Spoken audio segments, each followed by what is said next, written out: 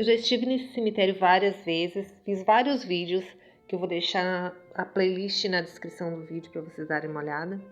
Então hoje eu volto aqui pela última vez. E entrando aqui no cemitério Karamuru, logo à esquerda, tem um túmulo bem pequeno, simples, mas chama atenção por um detalhe. Tem um guidon em sua lápide. O túmulo é de Rudi Scheinholz.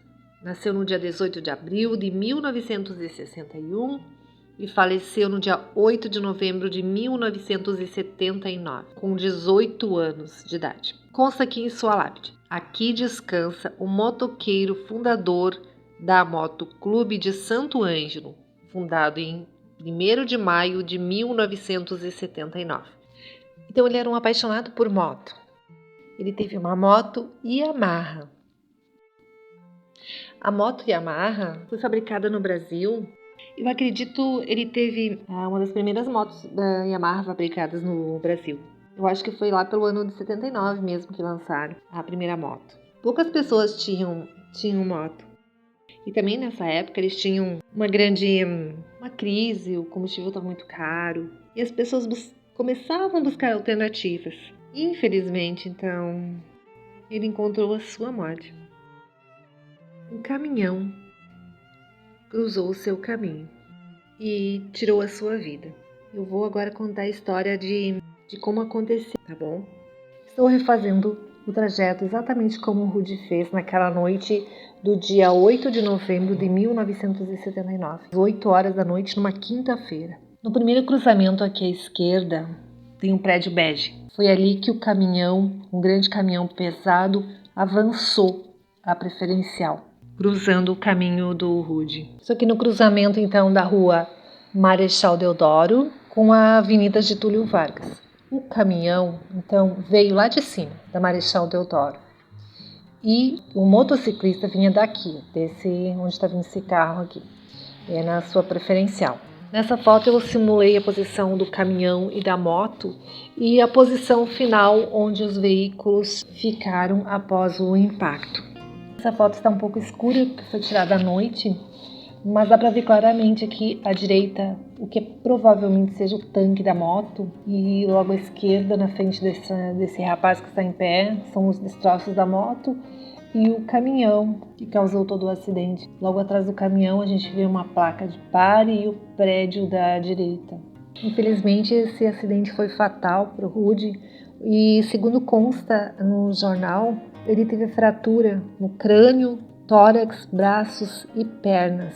Então a sua moto foi totalmente destruída, uma vez que ela bateu no rodado do caminhão.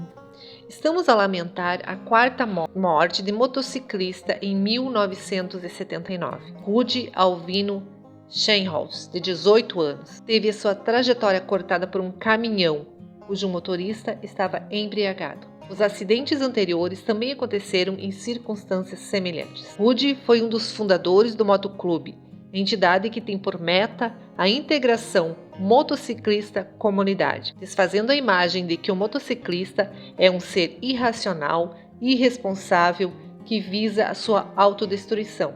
Nos últimos anos, com os constantes aumentos da gasolina e a implantação de fábricas no país, a motocicleta deixou de ser um bem supérfluo para se transformar em meio de transporte eleito por milhares de brasileiros, de diferentes profissões e classes sociais, devido à sua economia de combustível e baixo custo de manutenção. Com a chegada do verão, mais motocicletas estarão circulando pelas nossas ruas.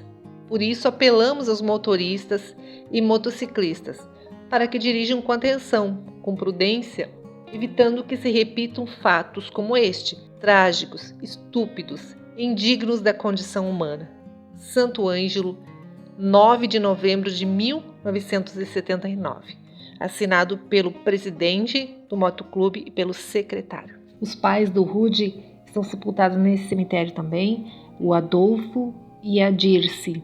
Inclusive, a senhora Dirce faleceu em 2021, com 80 anos. O dia 27 de julho é considerado o Dia do Motociclista. Então, através desse vídeo, vai minha homenagem ao Rudi Scheinholz, que faleceu aos 18 anos, fazendo o que com certeza amava fazer, uma vez que a liberdade é o sonho mais antigo do homem.